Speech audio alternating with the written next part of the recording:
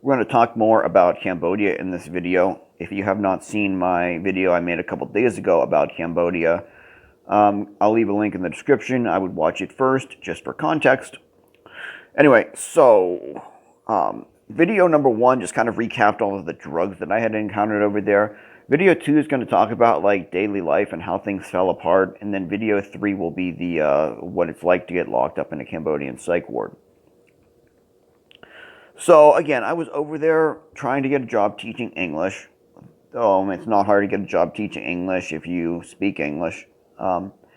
And I had fallen into my old ways over there. I had fallen back into using drugs all day, every day. And that consequently put me in a situation where I was always like, tomorrow's the day. Tomorrow's the day I'm going to go get a job teaching, because it's really easy to get a teaching job. You can get one in 24 hours if you try. But I was always like, tomorrow's going to be the day. I'm just going to party for the rest of the day. And partying, I did. There was over-the-counter benzos, alcohol, weed, Cambodian heroin or Asian heroin, Cambodian methamphetamine, and a couple other things here and there. And it was just constant. It was every day. The whole time I was over there, the whole 3 months is one big gigantic blur. It's freaky. Like when I sit down and like actually think about, because you know how like you have a blackout night on alcohol or something, and you get kind of freaked out by like thinking back, like I don't know what happened, and it feels uncomfortable, it feels powerless and everything. I had like a 3 month stretch like that, where all I have are like these little pockets of memories, and it's extremely uncomfortable, but a couple pockets of memories that I do have. So I mean, obviously, I'm a traveler at heart. I love to travel. So let me plug the phone in. There might be a bit of a buzzing sound when I plug the phone in, so I apologize. I love to travel. Traveling is my passion. If I could do anything in the world as a career, I'd be like a travel vlogger or a travel writer. Traveling is what does it for me in life. And, like I talk on this channel about, being a science geek and a math geek, and also about like weightlifting and stuff, but nothing does it for me. Nothing has a passion. Nothing creates a passion for me like traveling does. So I'm just walking every day. It's like I'm taking a new walk around Phnom Penh, Cambodia, and I'm seeing new things. It's amazing to see, a city in a foreign country. You'll see, sights and sounds and everything that you haven't seen before, or a lot of it that's very different and unique. So, and yeah, it would just be like wake up in the morning, do some heroin, do some meth, and then go on a journey. And take benzos throughout the day to deal with the oncoming meth paranoia. Now, at night, like, it was weird because there was an expat community, foreigners living in Cambodia, and, I would go to some of the expat bars where it's like, it's a good mix of like foreigners and locals and everything. And I just have these memories of going in there, and like I had gotten the board game Connect 4. So I would take Connect 4 to the bars with me. And like that was my way to meet women. And it was just walking up to them and saying, "Hey, would you like to play Connect 4 with me?" And so like I'm just have all these memories of like sitting in the bars at the bar playing Connect 4 for like hours. And then there was one time where I was in a bar, and this bar had announced that it was going to have a pool tournament for expats, mostly expats. So I was like, I'm not good at pool. I'm terrible on most things like hand-eye coordination, sensitive like that. But I decided to sign up for the pool tournament anyway, just to see what would happen. And I'm nodding out really hard. I'm, trying to play Connect 4, and I'm nodding out. And it's just, so I go over, and they make the pool tournament like bracket style. So it's like, like you think of like, any type of professional sport playoffs. That's what they call bracket style when it goes from 8 to 4 to 2 to 1. So in my opening round, I'm paired up against this woman who, it was like an American couple, and this was the girl, and, she had her own pool cue, and, she just looked like, I don't know if anyone's ever seen that professional pool player called the Black Widow, I think is her nickname. This woman was just like, she was took it very seriously, obviously. And, So I get paired up against her. And by some crazy streak of luck, I beat this woman. And I don't even know, I could barely make shots, but I just got extremely lucky and ran the table on her and beat her. And she was so pissed off, and the husband was pissed off at me and was yelling at me and stuff, telling me, and I'm just like, dude, I beat her fair and square. So I advance on to round 2, and I break it, and then I'm taking my first shot, and I get disqualified. I get disqualified because I nodded off onto the table. So I was literally lining my shot off, and then I just nodded out. And so they disqualified me. They're like, you can't do that while you're playing in the tournament. And then, so there was a couple days ahead of that, or a couple days following that, I was in my hotel bar, and, or my hostel bar rather, and I think I was just eating or something, I have no idea. And this girl comes up next to me, and she sits down next to me, local Cambodian girl, and she just says hi, and then just starts kissing me. And again, I'm flying on meth, and I've got benzos in my system. I'm not in a place to make good decisions. So she just starts kissing me, and in broken English, she's just like, you stay here. Do you stay here? So I said I stayed here, and this is a sexual assault, but she just led me up to my room so that we could be intimate. She's like, oh, you're here? And so, yeah, and I feel very slimy about that looking back on it. It's just it's just not good decision making. But, so we're done being intimate, and she had asked me to go down to the little store down the street to buy her something. So like an idiot I did, and while I was gone, she cleaned me out. Took anything valuable I had in that room.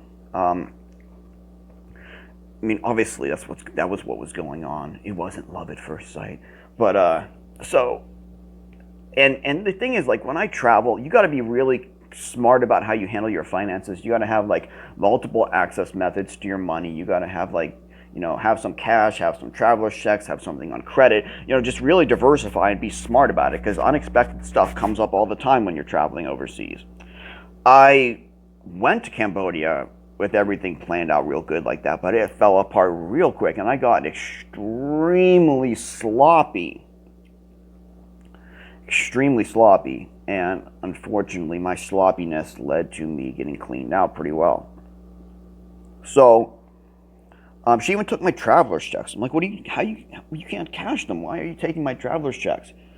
So yeah, I'm cleaned out, and so I'm cleaned out, and I have a little bit of access to money digitally, but I was starting to run pretty low. I was running out of money, and I knew that that was my motivation. Well, I'll just get a teaching job before the money runs out, and it'll happen. It was almost like running out of money would be my the signal. And we all know how that we know that trick that we play on ourselves. So I'll just use until the money runs out, and then I'll be forced to. Yeah.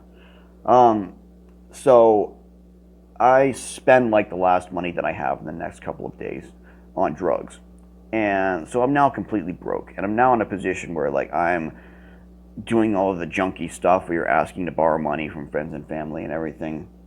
So I talk people into giving me a few Western Union transfers, and of course it all gets spent on drugs. I feel really bad about this stuff. It's a topic over which I have tried to make amends with people.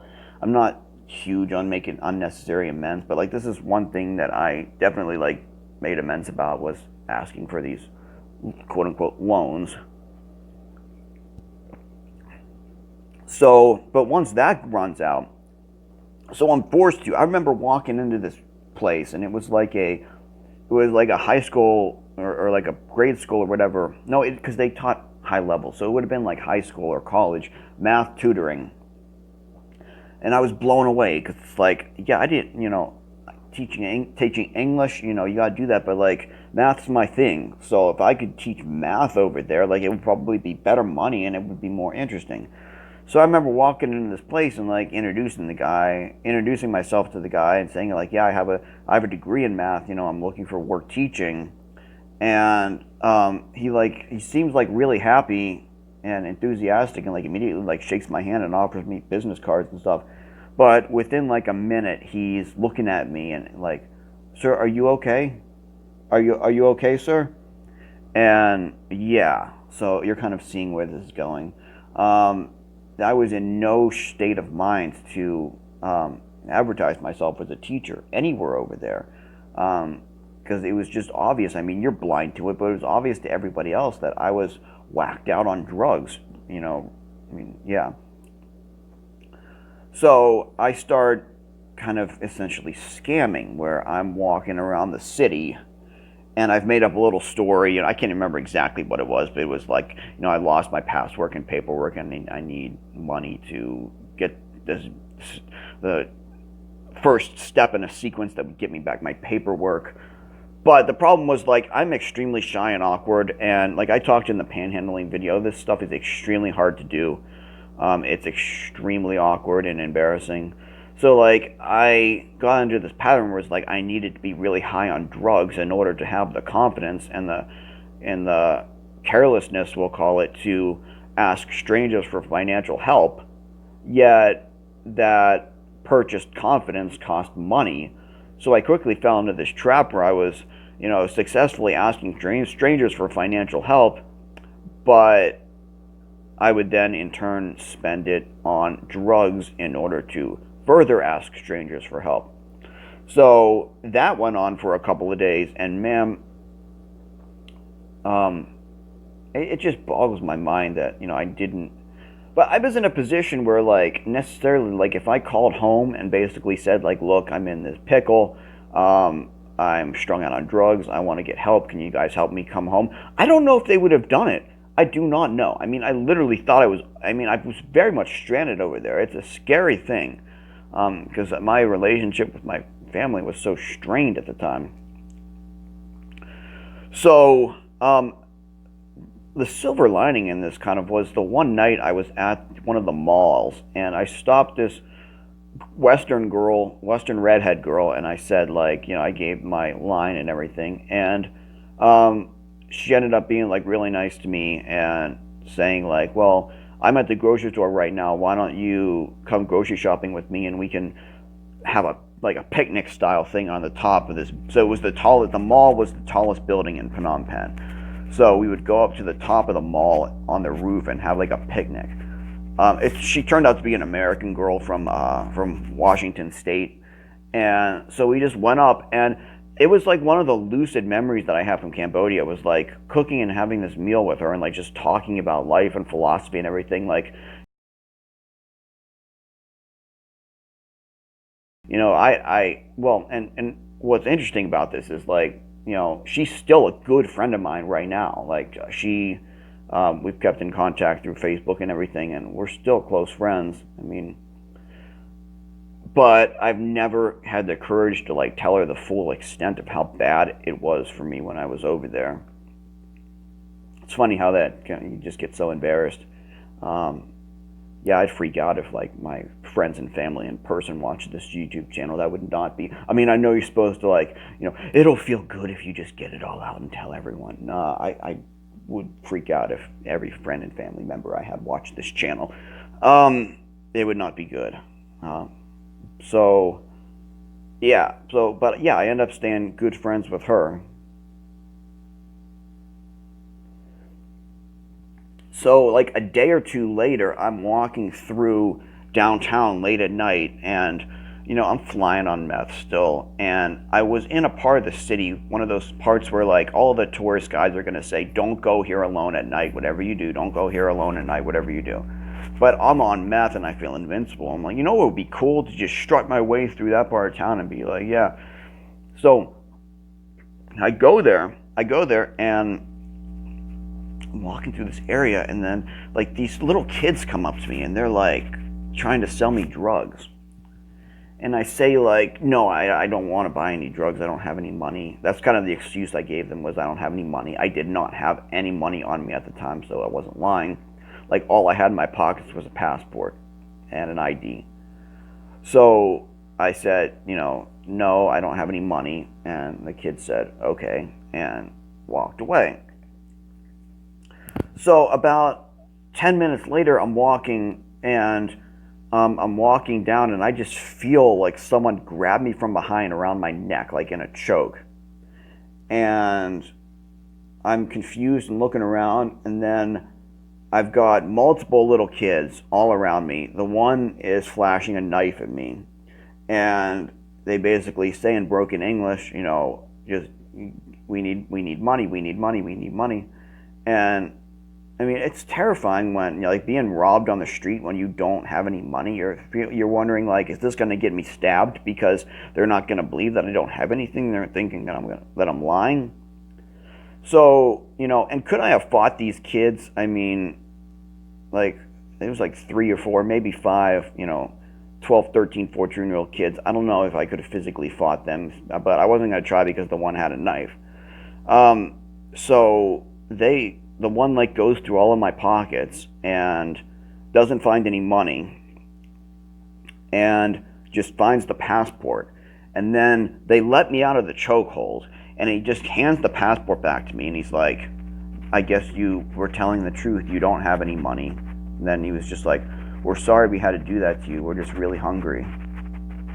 So it was just really intense moment right there. But that freaked me out. Like, it freaked me out seeing a knife and everything while you're flying on meth. It got me so freaking scared that it's what triggered it triggered me. I'm walking around, aimlessly around the city.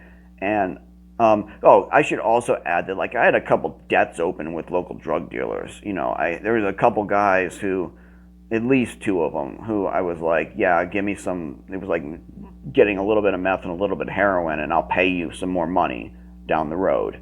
And, it was in my head, like, I'll just get this teaching job, or I'll BS my way into getting another Western Union transfer. Like, it was getting very bad, very junkie-esque behavior.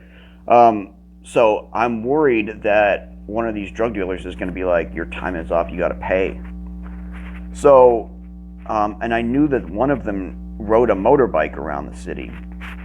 It was like I had ridden on the back of it. And I'm starting to freak out, thinking that every single motorcycle or motorbike in downtown is this drug dealer coming after me.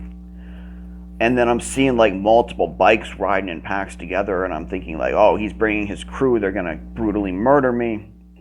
So I'm starting to walk around, all of the different streets in this area. Every time I see a motorbike, again, I think it's the same bike, and I'm getting so freaking scared. And all of the pharmacies are closed. I remember, like, I wouldn't have had any money to buy anything anyway, but like I was literally thinking about going into one of the pharmacies and being like, I need Xanax, and then they'll hand me the blister pack and I'll just grab it and run without paying. Like, I was literally at that point. So I ended up like roaming these streets all night and like in and out of consciousness, terrified. I remember going to a bus station and like hiding in the bathroom for like multiple hours because I wanted the sun to come up, so I felt safe. And just hiding in the bathroom, and it's not a very vivid memory, but yeah, like, and as soon as that morning came, as soon as the sun came up that morning, is when I thought it would be a good idea. Why this would be a good idea, I have no idea. I think I was just that scared that I was willing to just do it. Went and found the American Embassy in Phnom Penh, which, is right in the middle of downtown. Went and found the American Embassy, went inside and told like you'd go up to like the clerk there for anything, like, oh, I need to do a passport renewal, or I need these paperwork, whatever. I went up to the clerk in the line and was like, there's a guy on a motorcycle trying to kill me. And he says, what? And I said, there's a guy on a motorcycle trying to kill me. I need help. And it basically led to her calling people from, offices in the back. And I'm accosted by like a group of, multiple, American people. And they basically realized this is an American freaking out on drugs in Cambodia. And turns out there's something of a protocol for that, which will be in number 3.